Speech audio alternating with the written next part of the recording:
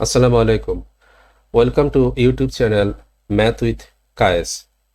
BCS Math Practice Session. Topic continues on geometry and mensuration. Question number 394. একটি নির্দিষ্ট বিন্দু থেকে একটি বৃত্তের উপর সর্বোচ্চ কয়টি স্পর্শক আঁকা যাবে? একটা বৃত্ত এবং একটা নির্দিষ্ট বিন্দু থেকে সর্বোচ্চ কয়টা স্পর্শক আঁকা যাবে? আমরা যদি স্পর্শক আঁকার চেষ্টা করি তাহলে দুই প্রান্ত দিয়ে দুই পাশ দিয়ে দুটো স্পর্শক সর্বোচ্চ আঁকা যাবে। অপশন খ। Question number 395।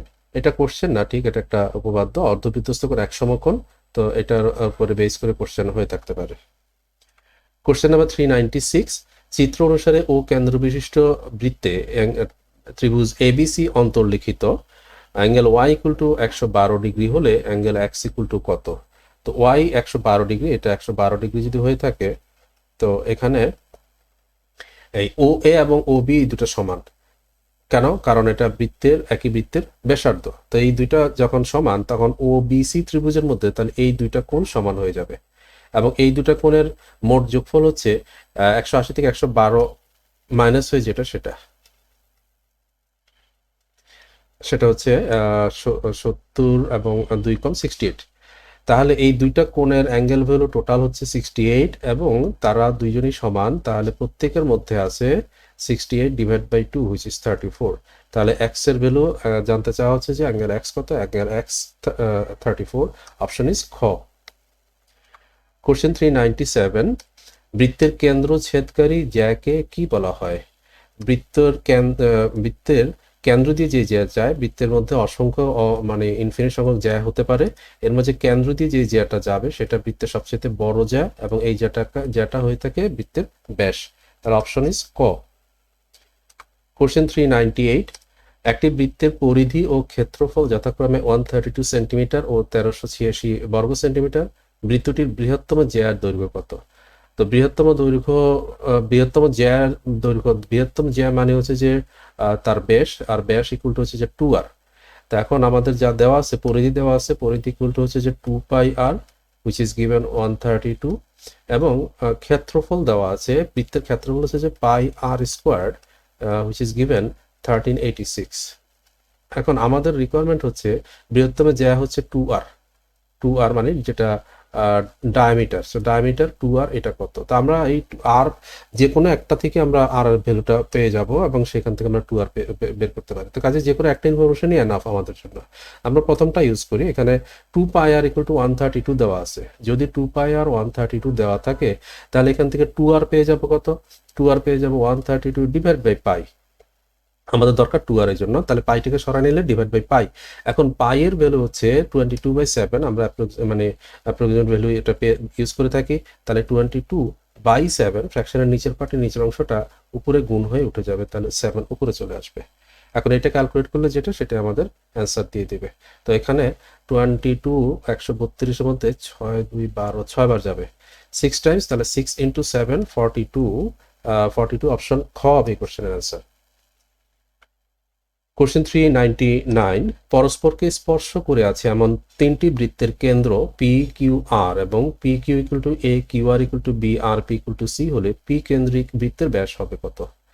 আচ্ছা, তো এখানে তিনটা বৃত্ত দেওয়া আছে।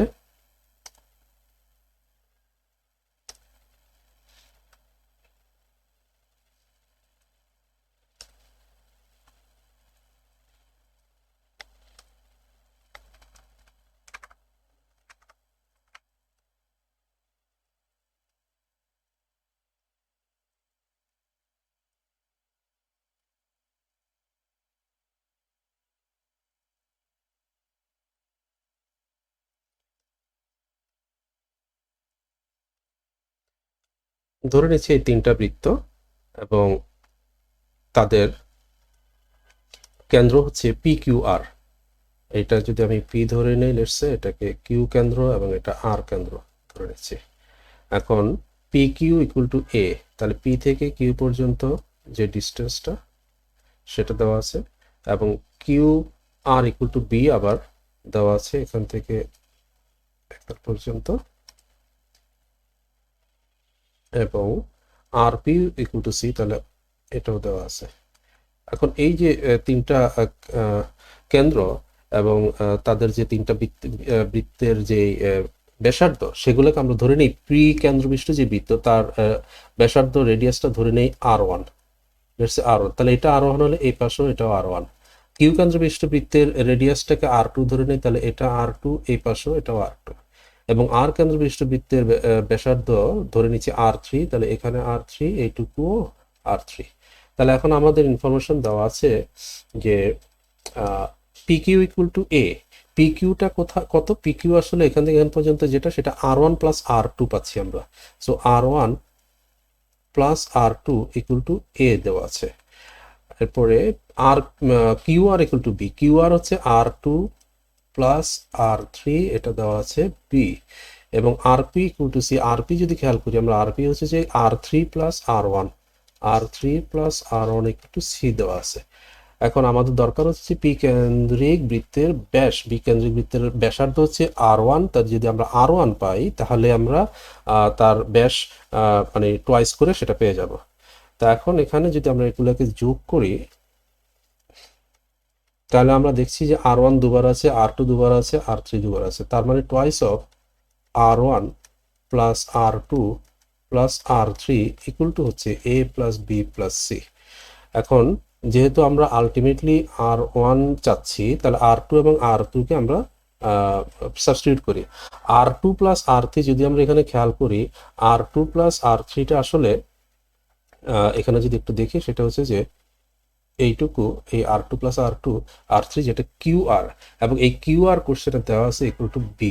তার মানে আমরা যদি এখন এখানে এর পরিবর্তে B বসাই তাহলে যা থাকছে তা হচ্ছে R1 plus B equal to A plus B plus C, এটা আমরা পাচ্ছি। এখন আমরা 2 দ্বারা গুণ করে দিলে 2 of R1 plus twice of B equal to A plus B plus C। এখন আমাদের আলটিমেটলি দরকার এই R1 শুধু না, অ্যাকচুয়ালি 2R1 দরকার, কারণ এটা ব্যাস দরকার। তো ব্যাস মানে তো টোয়াইস, তো টোয়াইস আর তো এখানে রয়ে গেল। তার মানে হচ্ছে আমরা যদি ফাইনালি এটা বের করি তাহলে 2R1 যেটা আমাদের রিকোয়ারমেন্ট ব্যাস, সেটা ইকুয়াল টু হচ্ছে তাহলে A plus B plus C minus 2B। তাহলে মাইনাস 2B করে দিলে এখানে আলটিমেটলি যা থাকছে তা হচ্ছে A minus B plus C। তাহলে A minus B plus C হবে এই কোশ্চেনের অ্যান্সার। Question number 400। 13 সেন্টিমিটার ব্যাসার্ধ বিশিষ্ট বৃত্তের একটি জ্যার দৈর্ঘ্য 24 সেন্টিমিটার হলে কেন্দ্র থেকে উক্ত জ্যার লম্ব কত সেন্টিমিটার? সো এটা পরিধি ব্যাসার্ধ 13 সেন্টিমিটার দেওয়া আছে এবং এই জ্যার দৈর্ঘ্য এখানে 24 দেওয়া আছে। তাহলে ওই লম্বটা কত, এই লম্বটা কতটুকু আমাদের রিকোয়ারমেন্ট। তো আমরা একটা রুল জানি বৃত্তের ক্ষেত্রে, সেটা হচ্ছে যে বৃত্তের কেন্দ্র থেকে কোনো জ্যার উপর অঙ্কিত লম্ব জ্যাকে সমদ্বিখণ্ডিত করে। সমদ্বিখণ্ডিত যেহেতু করে, তার এই জ্যাটা যেহেতু 24 আছে, তাহলে ক্লিয়ারলি এখানে 12 আছে এবং এখানে 12 আছে। তো যদি তাই হয় তাহলে এখন এখানে একটা সমকোণী ত্রিভুজ আমরা দেখতে পাচ্ছি।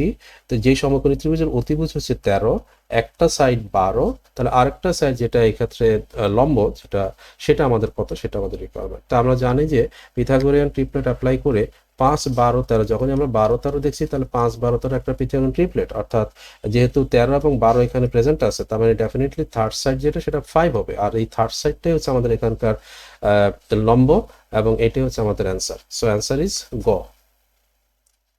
কোশ্চেন 401। 13 সেন্টিমিটার ব্যাসার্ধের বৃত্তের কেন্দ্র হতে 5 সেন্টিমিটার দূরত্বে অবস্থিত জ্যার দৈর্ঘ্য কত?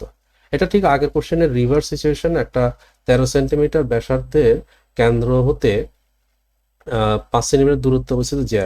তো এখানে যদি একটা জ্যা থাকে এবং এটা যদি কেন্দ্র থেকে 5 সেন্টিমিটার হয়ে থাকে, তো এই ব্যাসার্ধটা এটা যদি 12 হয়ে থাকে, তাহলে এখন এই জ্যাটার দৈর্ঘ্য কত? তো এক্স্যাক্টলি সেম, এখানে 5, এখানে 12, তাহলে সরি এটা হচ্ছে 13 ছিল, এটা 13 এবং এটা তাহলে 12 হবে। তো এই অর্ধেকটুকু যদি 12 হয়, এইখানেও 12 আছে, তার মানে টোটালটা তাহলে 24 হবে। সো 24 সেন্টিমিটার, অপশন ক হবে অ্যান্সার। Question number 402। একটি বৃত্তের ব্যাসার্ধকে যদি r থেকে বৃদ্ধি করে r প্লাস n করা হয় তবে তার ক্ষেত্রফল দ্বিগুণ হয়, r এর মান কত? তো যখন ব্যাসার্ধ r, তখন আমরা জানি বৃত্তের ক্ষেত্রফল হচ্ছে পাই r স্কোয়ার। যখন ক্ষেত্রফল r থেকে বৃদ্ধি করে r প্লাস n করা হয়, তাহলে তখন r প্লাস n হচ্ছে তার ব্যাসার্ধ এবং এরিয়া হবে তখন pi r plus n whole square. তো এই দুটোর মধ্যে সম্পর্ক কি বলছে যে এই ক্ষেত্রফলটা হয় সেটা দ্বিগুণ হয়ে যায়, আগের যে ক্ষেত্রফল তার দ্বিগুণ হয়ে যায়। এখন এই দুটোকে যদি আমরা ইকুয়াল করতে চাই তাহলে আগেরটাকে দ্বিগুণ করতে হবে, অর্থাৎ 2 দ্বারা গুণ করতে হবে, তাহলে দুই পক্ষ সমান হবে। এখন আর এর মান কত, তো এটা সিম্পলিফাই করলে আমরা আর এর মান পেয়ে যাব। এখান থেকে প্রথমত আমরা পাই এবং পাই দুই পাশে আছে ক্যান্সেল করে দিতে পারি। তারপরে এখানে রইল 2r square equal to r plus n whole square. এখন আমরা এটাকে স্কোয়ার ভাঙিয়েও করতে পারি অথবা রুট করে নিতে পারি চাইলে। স্কোয়ার রুট করলে এখানে আসবে 2 এর উপরে রুট রুট 2 এবং আর স্কোয়ারকে রুট করলে শুধুই আর থাকবে। আর এই পাশে পুরোটাকে স্কোয়ার করলে রুট করলে স্কোয়ার ক্যান্সেল হয়ে যাবে, আর প্লাস এন হবে। সো এখন আমাদের দরকার হচ্ছে আর, তাহলে আমরা আর গুলোকে এক পাশে নিয়ে আসি, এখানে root over 2r minus r equal to n. So এখান থেকে যদি আর কমন নেই তাহলে root over 2 minus 1 equal to n. So therefore r আমরা পেয়ে গেলাম, আর হচ্ছে n divided by root over 2 minus 1. So answer is option ক। Question 403, 2 সেন্টিমিটার ব্যাসার্ধ বিশিষ্ট একটি বৃত্তের অন্তস্থ একটি বর্গক্ষেত্রের 4টি বাহু এবং বৃত্তটি দ্বারা আবদ্ধ অঞ্চলের ক্ষেত্রফল কত বর্গ সেন্টিমিটার?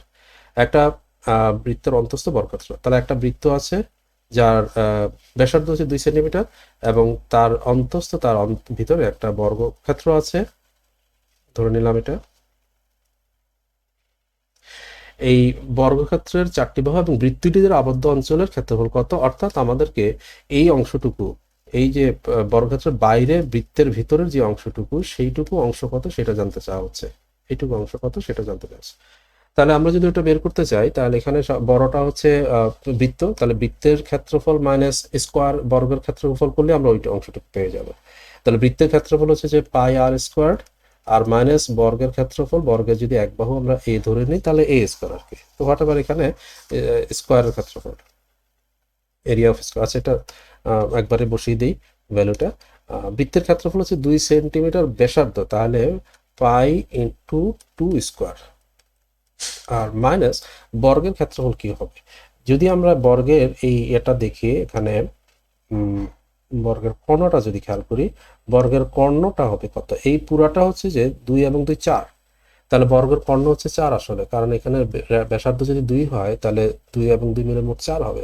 তাহলে বর্গের ক্ষেত্রফল হচ্ছে, যদি আমার কর্ণ দেওয়া থাকে তাহলে কর্ণের স্কোয়ার বাই 2, তাহলে 4 স্কোয়ার বাই 2 করে আমরা করতে পারি। তাহলে আমাদের রিকোয়ারমেন্ট হচ্ছে ফাইনালি এটা আমরা পেয়ে গেলাম, সেটা 2 square that is 4 pi R minus এখানে 4 স্কোয়ার মানে 16 ডিভাইড বাই 2 মানে 8, সো 4 পাই বাই 8, এটা হবে আমাদের অ্যান্সার। অপশন হচ্ছে ক। কোশ্চেন 404, 56 ফুট ব্যাসের একটি বৃত্তাকার ক্ষেত্রকে একই ক্ষেত্রফলের একটি বর্গক্ষেত্র করলে বর্গক্ষেত্রের যে কোনো একদিকের দৈর্ঘ্য কত হবে? 56 ফুট হচ্ছে ব্যাস, তো ব্যাস যদি 56 ফুট হয় তাহলে রেডিয়াস ব্যাসার্ধ হবে 56 বাই 2 হুইচ ইজ 28। এখন 28 ব্যাসার্ধ বিশিষ্ট একটা বৃত্তাকার ক্ষেত্রকে একই ক্ষেত্রফল বর্গক্ষেত্র করা হচ্ছে। আচ্ছা তাহলে বৃত্তাকার ক্ষেত্রের ক্ষেত্রফল কত, সেটা হবে পাই। আচ্ছা পাইয়ের ভ্যালু আমরা একবারে বসিয়ে দিই, পাই মানে হচ্ছে যে 22/7 ইন্টু আর স্কোয়ার, আর হচ্ছে 28, সো 28 ইন্টু 28 একবারে লিখলাম। তা এটা হচ্ছে বৃত্তের ক্ষেত্রফল, এবং যেহেতু বর্গক্ষেত্রেরও একই ক্ষেত্রফল তাহলে এই সেম এটাও বর্গক্ষেত্রের ক্ষেত্রফল।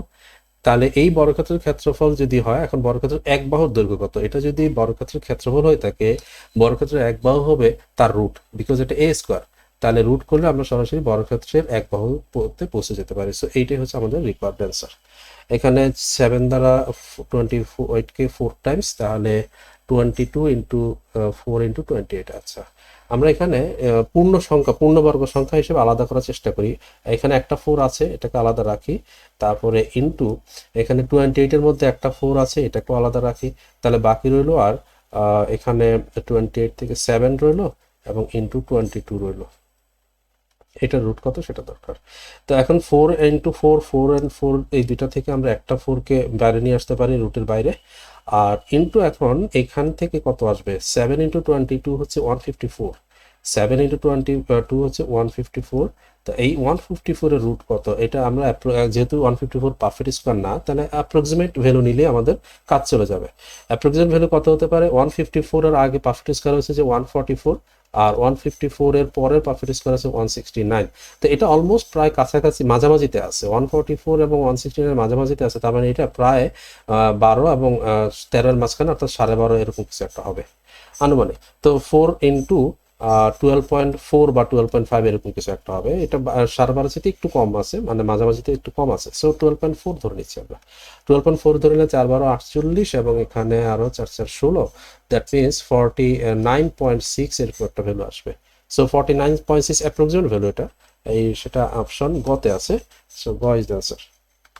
কোশ্চেন 405, 7 সেন্টিমিটার ব্যাসার্ধ বিশিষ্ট বৃত্তের অন্তর্লিখিত বর্গক্ষেত্রের ক্ষেত্রফল কত?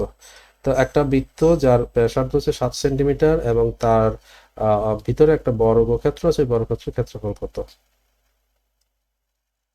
তো এই বর্গক্ষেত্রে তাহলে কর্ণ যেটা, ডায়াগোনাল যেটা, সেটা হচ্ছে এই বৃত্তের জন্য তাহলে ব্যাস, আর বৃত্তের ব্যাসার্ধ যেহেতু 7, তাহলে পুরোটা তাহলে 14। তার মানে এই ব্যাস হচ্ছে 14, অর্থাৎ এই ব্যাসটা হচ্ছে বর্গের জন্য ডায়াগোনাল কর্ণ। আর এই কর্ণ যদি 14 থাকে, তাহলে বর্গক্ষেত্রের এরিয়া হচ্ছে আমরা জানি কর্ণের স্কোয়ার ডি স্কোয়ার বাই 2 হয়ে থাকে। তাহলে এখানে 14 স্কোয়ার, সো 14 ইন্টু 14 লিখতে পারি, ডিভাইড বাই 2। তো এখানে 7 বার যাচ্ছে, 7 14 98, 98 বর্গ সেন্টিমিটার, অপশন ক। কোশ্চেন 406, একটি গাড়ির চাকা প্রতি মিনিটে 90 বার ঘুরলে 1 সেকেন্ডে চাকাটি কত ডিগ্রি ঘুরবে? প্রতি মিনিটে 90 বার ঘুরে 1 সেকেন্ডে কত বার? আচ্ছা, প্রতি মিনিটে 60 সেকেন্ড আছে, তাহলে 60 সেকেন্ডে সে ঘুরছে কতবার?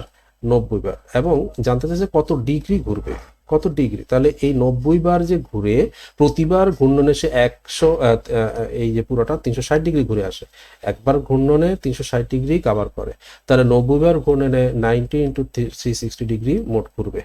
কিন্তু জানতে চাই যে 1 সেকেন্ডে কত ঘুরবে। তো 60 সেকেন্ডে যদি এত হয়, 1 সেকেন্ডে হবে তাহলে divide by 60। So divide by 60 করলে, এটাকে যদি আমরা ডিভাইড বাই 60 করি, 60 360 মধ্যে 6 বার, 6 9 54, 540 ইজ দ্য অ্যান্সার, অপশন ঘ। কোশ্চেন 407, একটি পঞ্চভুজের অন্তঃকোণের সমষ্টি কত? তো বহুভুজের ক্ষেত্রে কোণের সমষ্টি বের করার একটা সিম্পল রুল আছে, সেটা হচ্ছে যে n যতগুলো বাহু থাকে তত -2 ইন্টু 180 ডিগ্রি, 180 ডিগ্রি। তো এখানে n পঞ্চভুজ যেহেতু, তাহলে 5, তো 5 - 2 মানে 3, তো 3 ইন্টু 180 ডিগ্রি।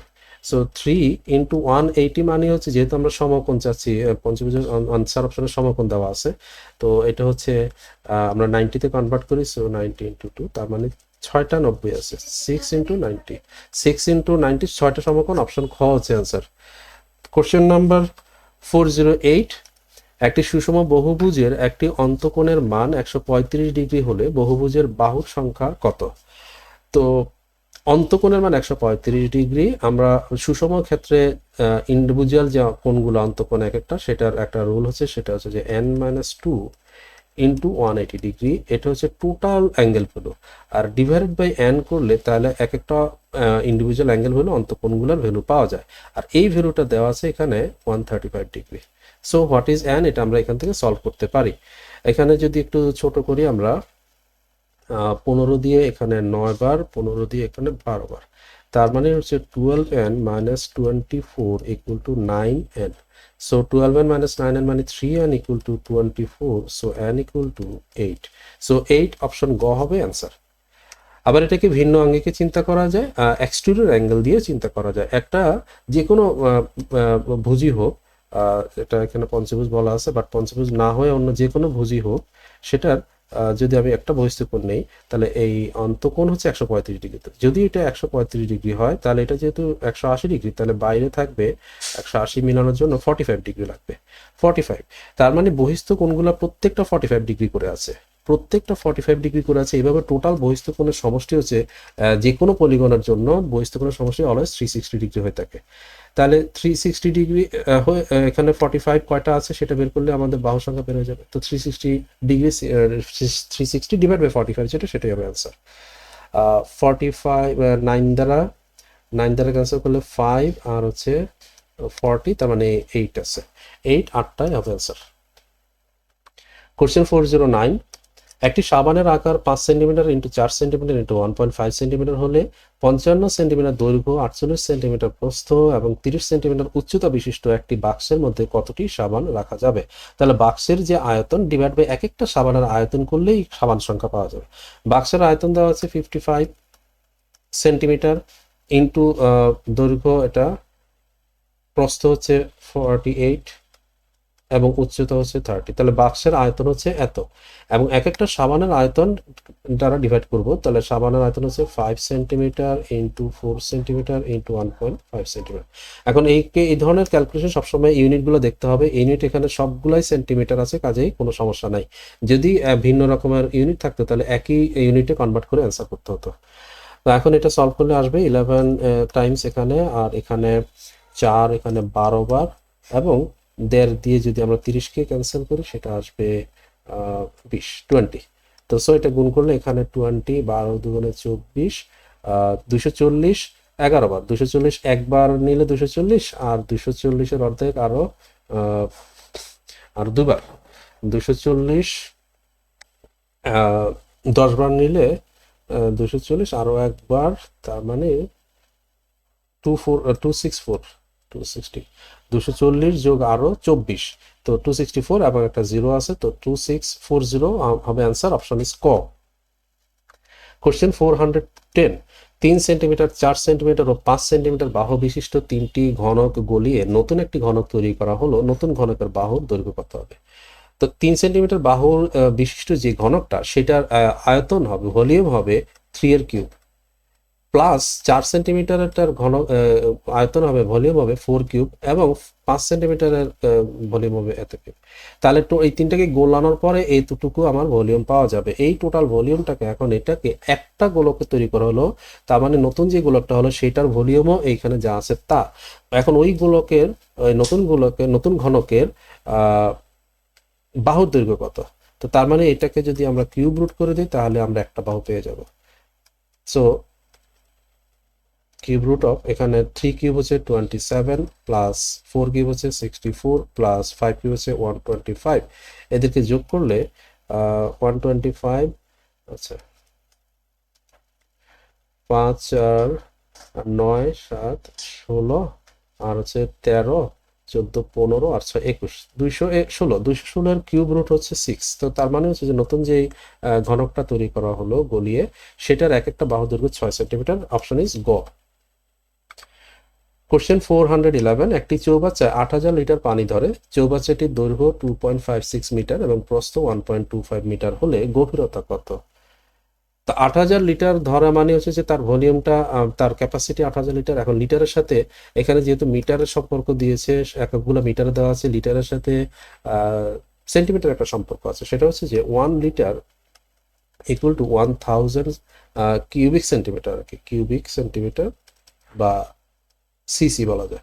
তো 1 লিটার যদি 1000 কিউবিক সেন্টিমিটার হয়, দেয়ারফর 8 লিটার হবে, তাহলে 8 লিটার তো না, 8000 লিটার। 8000 লিটার তাহলে হবে 8000 ইন্টু 1000, এত কিউবিক সেন্টিমিটার সিসি।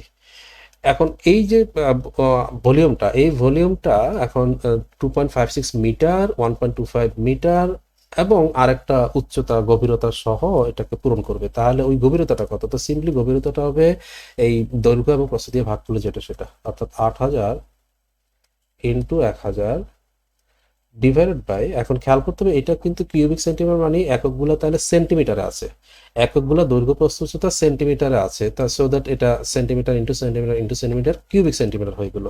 কিন্তু আমাদেরকে চৌবাচ্চার দৈর্ঘ্য প্রস্থ দেওয়া আছে সেগুলো মিটারে দেওয়া আছে, তাহলে এই মিটারটাকে আমাকে আগে সেন্টিমিটারে নিতে হবে। এটার সাথে কম্পেয়ার করে কাটাকাটি করতে গেলে আগে সেন্টিমিটারে এককগুলোকে এক জাতীয় করে নিতে হবে। সেন্টিমিটার নিতে গেলে মিটার থেকে সেন্টিমিটার হচ্ছে যে 100 গুণ, তাহলে 2.56 মিটার যেটা, সেটা হয়ে যাবে 256 সেন্টিমিটার ইন্টু 1.25 মিটার, সেটা 125 সেন্টিমিটার। তার মানে এখন যে অ্যান্সারটা আসবে সেটা আসবে তার গভীরতা, এবং সেটা সেন্টিমিটারে আসবে। আমরা যদি অ্যান্সার অপশনের দিকে একটু তাকাই, সেখানে সবগুলো মিটারে দেওয়া আছে, তার মানে এই সেন্টিমিটারটাকে আবার মিটারে কনভার্ট করতে হবে। সেন্টিমিটার থেকে মিটারে যাওয়া যায় 100 দিয়ে ভাগ করে, তাহলে আমরা আবার 100 দিয়ে ভাগ করে ফেলি, তার মানে ডাইরেক্ট এখন আমরা একবারে অ্যান্সারটা পেয়ে যাব। 1125 8 বার যায়, তারপরে 8 256 মধ্যে কাটলে 8 3 24 32 বার যায়, এখানে এই 20 আর এই 20 ক্যান্সেল করি, তাহলে 80/32, 80/32কে সিম্পলিফাই করলে 16 দিয়ে 5/2, 5/2 মানে 2.5। সো 2.5, এখন কিন্তু এটা আবার মিটারে কনভার্ট হয়ে গেছে, কাজে মিটার হবে আনসার 2.5, অপশন খতে আছে। কোশ্চেন নাম্বার 412, একটি আয়তক্ষেত্রের দৈর্ঘ্য 5% বৃদ্ধি করলে তার ক্ষেত্রফল শতকরা কত বৃদ্ধি পাবে? তো এটা একটা কিছুটা টাইপের কোশ্চেন। একটা আয়তক্ষেত্র, এর যদি আমরা শুধুমাত্র দৈর্ঘ্যটাকে 5% বৃদ্ধি করি, তাহলে কি হচ্ছে, এই পাশে আমি দৈর্ঘ্যটাকে বাড়ালাম, লেটসে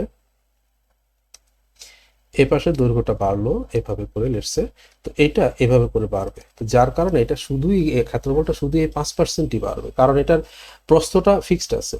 যদি এমন হতো যে প্রস্থ সামথিং বেড়েছে বা কমেছে, তখন প্রস্থের উপরও সেই ইফেক্ট এভাবে করে আসতো, কিন্তু এই মুহূর্তে এটার কোনো ইফেক্ট এখানে নাই, তো শুধু এইটুকু শুধু আমাদের রিকোয়ার। তো এটা একটা কমন সেন্সের কোশ্চেন, যেহেতু এখানে আমরা রুল অফ প্রোডাক্ট কনস্ট্যান্সিতে জানি, এখানে হচ্ছে যে length into breadth equal to হচ্ছে এরিয়া। তো যেহেতু আমার এরিয়া এটা ব্রেথটা ফিক্সড আছে, এই ব্রেথটা যেহেতু ফিক্সড আছে, তাহলে আমাদের লেংথ যেটা সেটা যত বাড়বে এরিয়া ঠিক ততই বাড়বে, এটার সাথে ডিরেক্টলি প্রপোর্শনাল, লেংথের সাথে ডিরেক্টলি প্রপোর্শনাল।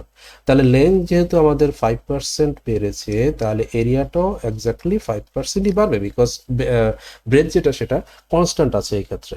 তো তার মানে এখানে অ্যান্সার হবে 5%, অপশন ক। কোশ্চেন নাম্বার 413, একটি আয়তাকার ক্ষেত্রে দৈর্ঘ্য 20% বৃদ্ধি ও প্রস্থ 10% হ্রাস করা হলে ক্ষেত্রফলের শতকরা কত পরিবর্তন হবে? এখন এই কোশ্চেনে আগের কোশ্চেনের সাথে পার্থক্য আছে, এখানে দৈর্ঘ্য বৃদ্ধি পেয়েছে, প্রস্থ হ্রাস করা হয়েছে, অর্থাৎ দুটোটাই চেঞ্জ হয়েছে। তাহলে এখানে পার্সেন্টেজ অন পার্সেন্টেজ মানে সাকসেসিভ পার্সেন্টেজের অ্যাপ্লিকেশন মূলত। তো আমরা যদি ধরে নেই যে অরিজিনালি এরিয়া ছিল 100, তো যখন দৈর্ঘ্যটা 20% ইনক্রিজ হয়েছে, দৈর্ঘ্য 20% ইনক্রিজ হওয়ার কারণে 100 থেকে 20% ইনক্রিজ হয়ে 120 হয়ে গেল। এরপরে যখন প্রস্থের ইফেক্টটা দেখবো, আবার 10% ডিক্রিজ হয়েছে, তাহলে 120 এর 10% হচ্ছে 12, অর্থাৎ 12 কমে যাবে, তো 12 কমে গিয়ে সেটা 108 হবে। তো একটা ভ্যালু ছিল আগে 100, এখন হয়ে গেল সেটা 108, তার মানে 8 বেড়েছে। এই 8 বাড়া মানে 100তে 8 বাড়া মানে 8% ইনক্রিজ হওয়া, তার মানে এখানের এরিয়াটা 8% বৃদ্ধি পাবে, অপশন হবে খ। এটাকে আমরা সাকসেসিভ পার্সেন্টেজ রুলও অ্যাপ্লাই করতে চিন্তা করতে পারি। সাকসেসিভ পার্সেন্টেজ রুল মানে যেহেতু এখানে পার্সেন্টেজ অন পার্সেন্টেজের বিষয়, তো এই জন্য সাকসেসিভ পার্সেন্টেজ হচ্ছে a plus B plus AB by 100, এখানে 20% বৃদ্ধি 20 আর 10% হ্রাস, তার মানে -10 প্লাসে মাইনাসে -20 ইন্টু 10 আপন 100। তো এটাকে সলভ করলে একবারে আবার পার্সেন্টেজ চলে আসবে, এখানে 20 থেকে 10 মাইনাস করলে 10 থেকে আরো 2 এখানে মাইনাস হয়ে যাচ্ছে 8%। যেহেতু পজিটিভ আসছে, তার মানে এটা বৃদ্ধি পেয়েছে। আবার এই ধরনের কোশ্চেন অনেকভাবে আরো করা যায়, মাল্টিপ্লাই ফ্যাক্টর দিয়ে করা যেতে পারে। মাল্টিপ্লাই ফ্যাক্টর এখানে যদি আমি ধরে নিই যে 20% ইনক্রিজ হয়েছে একটা ভ্যালু, তাহলে 6/5 হয়ে যায়, অ্যান্ড 10% হ্রাস পেয়ে একটা ভ্যালু 9/10 টাইমস হয়ে যায়, সো এটা হয়ে যাচ্ছে 54/50। তার মানে হচ্ছে 50 থেকে সেটা 4 বেড়েছে, 50তে যদি 4 বাড়ে একটা ভ্যালু, তাহলে নিশ্চয়ই সেটা 100তে 8 বাড়বে। 50তে যদি 4 বাড়ে তাহলে 100তে 8 বাড়বে, আর এই 8 মানেই তো 100তে 8 বাড়া মানে 8%। তো বিভিন্নভাবে এটাকে চিন্তা করা যায়। কোশ্চেন নাম্বার 414, কোনো বৃত্তের ব্যাসার্ধ যদি 20% কমে, তবে উক্ত বৃত্তের ক্ষেত্রফল কত পার্সেন্ট কমবে? এখন বৃত্তের ব্যাসার্ধের ক্ষেত্রে এটা হচ্ছে যে পাই আর স্কোয়ার, ক্ষেত্রফল হচ্ছে যে পাই আর স্কোয়ার, আর স্কোয়ারটা কি আর ইন্টু আর, তো এর মানে হচ্ছে যে আমার এখানে আবারও দুইটা কম্পোনেন্ট, আমরা যদি আবার একটাকে বলছিলাম যে rule of product constancy a into B equal to C, এরকম যে কোনো সম্পর্কের মধ্যে এই পার্সেন্টেজ যদি একটা ওঠানামা করে আর তার সাথে তার কনস্ট্যান্ট যে ফাইনাল যে এটা প্রোডাক্ট, তার কি সম্পর্ক হবে, তো সেটা সাকসেসিভ রুলের মাধ্যমেই আসে। তো এখানে আর যেটা মানে দুইটা আরই সেম, অর্থাৎ দুইটাই 20% করে কমেছে, তো 20% করে কমে আমরা এখানে এখন চাইলে সাকসেসিভ পার্সেন্টেজ রুল অ্যাপ্লাই করতে পারি। 20% কমেছে মানে 20, আবার পরের আর যেটা সেটাও 20 কমেছে, তারপরে মাইনাস মাইনাসে প্লাস 20 ইন্টু 20 ডিভাইডেড বাই 100 করলে যা আসছে তা হচ্ছে এখানে -40 অ্যান্ড +4, -40 অ্যান্ড +4 মানে -36। এই -36% মানে হচ্ছে যে এটা নেমে যাচ্ছে, কমে যাচ্ছে, তো 36% কমবে, অপশন ইজ গ। কোশ্চেন 415, বৃত্তের ব্যাস 3 গুণ বৃদ্ধি পেলে ক্ষেত্রফল কত গুণ বৃদ্ধি পাবে। তো বৃত্তের ব্যাস অথবা ব্যাসার্ধ অথবা পরিধি যেটাই বলো, এদের প্রত্যেকের সাথে ক্ষেত্রফলের একই সম্পর্ক। অর্থাৎ ব্যাসার্ধ এবং পরিধি এগুলো হচ্ছে যে 1 ডিগ্রি আইটেম, ক্ষেত্রফল হচ্ছে 2 ডিগ্রি আইটেম অর্থাৎ স্কোয়ার হবে, এবং যদি আয়তন বা ভলিউম থাকে তাহলে সেটা 3 ডিগ্রি আইটেম অর্থাৎ কিউবের সাথে সম্পর্কিত। তো তাহলে ব্যাস যদি 1 থেকে 3 গুণ বৃদ্ধি পায়, এখন 3 গুণ বৃদ্ধি পাওয়ার মানেটা কি? 1 থেকে 3 বৃদ্ধি পেয়ে 4 হয়ে যাওয়া, 1 থেকে 3 বৃদ্ধি পেয়ে 4 হয়ে যাওয়া।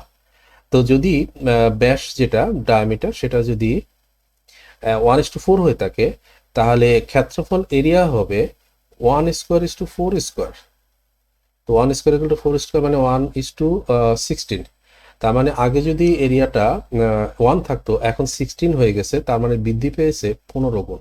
তো 15 টাইমস, এই কোশ্চেনের কারেক্ট আনসার 15 টাইমস। কিন্তু এই কোশ্চেনগুলো বাংলাদেশে প্রায় সময় ভুলভাবে আসে এবং অ্যান্সারগুলো ভুল দেওয়া থাকে। যেটা এখানে তারা মিন করতে চাচ্ছে সেটা আসলে যে বৃত্তের ব্যাস 3 গুণ হলে বৃদ্ধি পেলে না হয়ে যদি এটা হতো যে বৃত্তের ব্যাস 3 গুণ হলে ক্ষেত্রফল কত গুণ হবে, যদি এই বিষয় হয় তাহলে কোশ্চেনের অ্যান্সারটা হবে এরকম যে ব্যাস ছিল 1 এবং এটা 3 গুণ হয়ে গেছে, তার মানে 3। তাহলে এরিয়া হবে 1 স্কোয়ার ইস টু 3 স্কোয়ার। তো 1 স্কোয়ার ইস টু 3 স্কোয়ার মানে 1:9। দ্যাট মিনস আগে 1 থাকলে এখন 9 হয়েছে। ক্ষেত্রফল 3 গুণ হলে এরিয়া কয় গুণ হবে? এরিয়া 9 গুণ হবে। এখন যদি এইরকম যদি কোশ্চেনটা হয় তাহলে আনসার ইস খ, এটা কারেক্ট। বাট কোশ্চেনের ল্যাঙ্গুয়েজ যেভাবে আছে সেভাবে যদি হয়ে থাকে তাহলে 15 should be the correct answer. Question number 416, বৃত্তের ব্যাস 4 গুণ বৃদ্ধি পেলে ক্ষেত্রফল কত গুণ বৃদ্ধি পাবে? সিমিলার কোশ্চেন 42 BCS আসা কোশ্চেন। বৃত্তের ব্যাস 4 গুণ, তাহলে ব্যাস ডায়ামিটার 4 গুণ যদি বৃদ্ধি পাওয়ার কথাই বলি তাহলে সেটা হয়ে যাচ্ছে 4 গুণ বৃদ্ধি পেয়ে একটা ভ্যালু 5 হয়, কারণ আগে থেকে সে 1 ছিল, আরো 4 গুণ বৃদ্ধি পেয়ে 5 হয়ে যায়। তো ডায়ামিটার যদি 1:5 হয়, এরিয়া হয়ে যাবে, এরিয়ার সাথে সম্পর্ক হবে বর্গহারে, এরিয়াটা বর্গহারে ইনক্রিজ হবে যেহেতু area second degree item. So 1 square is to 5 square. তো এটা থেকে আসতেছে 1:25।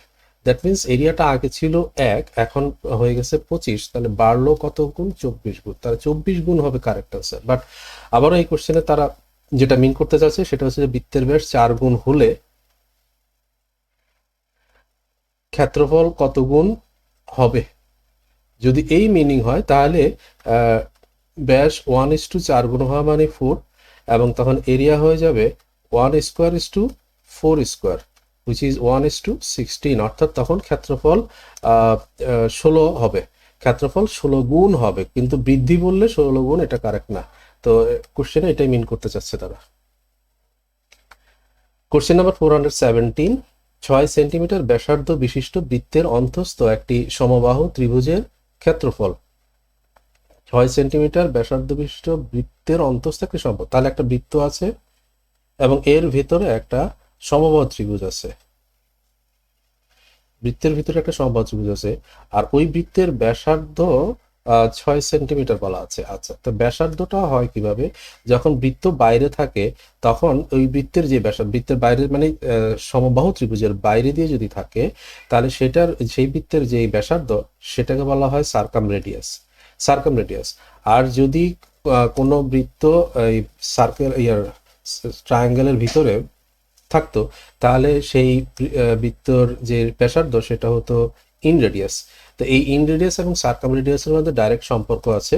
সেটা হচ্ছে যে ইনরেডিয়াসকে সাধারণত ছোট আর দিয়ে ডিনোট করা হয়, আর সার্কামরেডিয়াসকে বড় আর দিয়ে ডিনোট করা হয়, এবং সেই ক্ষেত্রে সমবাহু ত্রিভুজের সাইড এবং সমবাহু ত্রিভুজের এরিয়ার একটা রেশিও স্ট্যান্ডার্ড সম্পর্ক আছে। সেই সম্পর্কটা হচ্ছে ছোট আর যেটা সেটা যদি 1 হয়, এটা মনে রাখার সহজ উপায় হচ্ছে যে ত্রিভুজের মানে ভারকেন্দ্র যেখানে সেখানে 2:1 অনুপাতে বিভক্ত হতে, এটা 2 এটা 1। তো ছোট আর হচ্ছে 1, বড় আর মানে হচ্ছে যে তার সার্কামরেডিয়াস সেটা হচ্ছে যে 2, এবং সাইড তখন হয়ে যায় 2√3। ত্রিভুজের সাইডটা তখন 2√3 হবে, অ্যান্ড এরিয়া হবে 3√3 n স্কোয়ার। এখন এই nটা কিভাবে সব নির্ধারিত হবে এটা খেয়াল করতে হবে। 3√3 n স্কোয়ার। n হচ্ছে যদি এখানে সার্কাম রেডিয়াস বা ইনরেডিয়াস যেই ভ্যালুতেই আছে এখানে, যেমন ইনরেডিয়াস 1 আছে, তাহলে nও 1 স্কোয়ার হবে। যদি এই 1-এর জায়গায় এটা যদি 2 হতো তাহলে n 2 হতো এবং 2 স্কোয়ার হতো। যদি এই ইনরেডিয়াসটা 1-এর জায়গায় 3 হতো তাহলে এরিয়াটা হয়ে যেত 3√3 n ইন্টু 3 স্কোয়ার, এভাবে করে সম্পর্কিত। অথবা যদি মানে এটা আমাদের সার্কাম রেডিয়াস যেটা, সেটা যদি 2-এর যত গুণই হোক তত গুণ হয়ে যাবে n। তো এখানে আমাদের যেটা দেওয়া আছে সেটা হচ্ছে 6 সেন্টিমিটার ব্যাসার্ধযুক্ত বৃত্তের অন্তঃস্থলের সমতা, মানে এখানে সার্কাম রেডিয়াস দেওয়া আছে। বৃত্ত যখন বাইরে থাকে তখন সেটা তার সার্কামফারেন্সের মধ্যে ত্রিভুজটা অবস্থিত হয়, তখন এটা সার্কাম রেডিয়াস হয়। আর এই সার্কাম রেডিয়াস যেটা 2, সেটা কোশ্চেনে দেওয়া আছে, এই কোশ্চেনের জন্য সেটা 6, অর্থাৎ 3 গুণ হয়ে গেছে। তো এটা যদি 3 গুণ হয়ে যায় তার মানে আমাদের n যেটা সেটা 3 হবে। তো তার মানে এরিয়াটা হবে 3√3 and 3 স্কোয়ার। যেহেতু 3 গুণ হয়ে গেছে তাহলে n 3 মেনটেন করবে। সো এটাই হবে আমাদের অ্যান্সার। 3 স্কোয়ার ইজ 9, 9 ইন্টু 3 27, 27√3, এটাই হবে অ্যান্সার। সো অ্যান্সার ইজ ঘ। কোশ্চেন নাম্বার 418, একটি সুষম ষড়ভুজের অভ্যন্তরে অঙ্কিত বৃহত্তম বৃত্তের ক্ষেত্রফল 100 পাই হলে ওই ষড়ভুজের ক্ষেত্রফল কত? একটা ষড়ভুজ, তার ভিতরে সুষম ষড়ভুজ মানে হচ্ছে যে প্রত্যেকটা বাহু এবং প্রত্যেকটা কোণ সমান। তো এরকম একটা ষড়ভুজ, তার অভ্যন্তরে অঙ্কিত বৃহত্তম বৃত্ত মানে একদম সবগুলো বাহুকে টাচ করে যাবে এরকম একটা বৃত্ত যদি আঁকা যায়, সেটার এরিয়াটা দেওয়া আছে 100 পাই, তাহলে এই ষড়ভুজের ক্ষেত্রফল কত? তো এখানে থেকে ফর্মুলা দিয়ে এগুলো বের করা যায়। ফর্মুলার মানে এমসিকিউর জন্য এটা একটু লেংদি হয়ে যাবে। তো এটার সাথে আবারও একটা স্ট্যান্ডার্ড সম্পর্ক আছে, যদি সেটা খেয়াল রাখি আমরা তাহলে আর ফর্মুলার সময়টা ব্যয় হবে না। সেটা হচ্ছে যে এইরকম ক্ষেত্রে এই যে সার্কেল ইস টু যেটা হেক্সাগন, তাদের এরিয়ার সম্পর্কটা হচ্ছে, এরিয়ার রেশিওটা হচ্ছে সবসময় পাই is to 2√3, pi is to 2√3 হয়। সার্কেলের এরিয়া যদি পাই হয়ে থাকে তাহলে হেক্সাগনের এরিয়া হবে 2√3, পাই ইস টু 2√3 হয়ে যায়। তো এখন সার্কেলের যে এরিয়া সেটা দেওয়া হচ্ছে 100 পাই। 100 পাই মানে তার মানে হচ্ছে যেটা 100 টাইমস হয়ে গেছে। এটা যদি 100 টাইমস হয় তাহলে হেক্সাগনও তাহলে 100 টাইমস হয়ে যাবে। তো 100 ইন্টু 2√3 মানে 200√3। সো 200√3 অপশন সিতে আছে। তাহলে এটা হবে আমাদের অ্যান্সার। এটা এইভাবে করে এই সম্পর্কটা স্ট্যান্ডার্ড সম্পর্ক, এইভাবে করে মনে রেখে এটাকে অ্যান্সার করা যায়। বাট যদি আমরা ফর্মুলা অ্যাপ্লাই করে এখানে করতে চাই তাহলে একটু সময় নষ্ট হয়ে যাবে। So that's all for now. Thanks for watching, and ভালো লাগলে লাইক, কমেন্ট, শেয়ার এবং সাবস্ক্রাইব করে সাথে থাকুন।